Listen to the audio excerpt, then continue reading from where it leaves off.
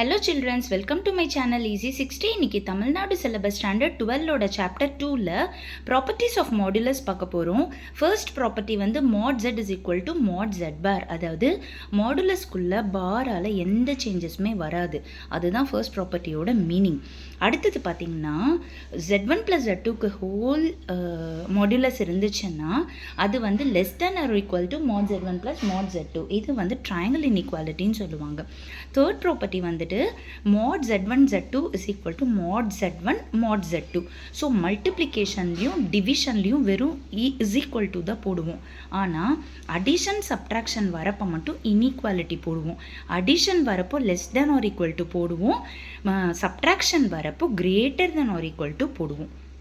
அதுக்கப்புறமா sixth property பார்த்திங்கன்னா மாடுலஸ்குள்ளே power இருந்துச்சுன்னா அந்த பவரை மாடுலஸை விட்டு வெளியே எடுத்துடலாம். 7th 8th சேம் தான். ரியல் பார்ட் ஆஃப் ஜெட்டும் less than or equal to mod z தான். இமேஜினரி பார்ட் ஆஃப் ஜெட்டும் less than or equal to mod z தான். இதை நல்லா படித்து வச்சுக்கோங்க. அப்போ தான் தியரம்ஸ்க்கு ப்ராப்ளம்ஸ்க்கு எல்லாம் யூஸ் பண்ண ஈஸியாக இருக்கும். அண்டர்ஸ்டாண்ட் பண்ணி படிச்சிங்கன்னா மறக்கவே மறக்காது. Thank you children.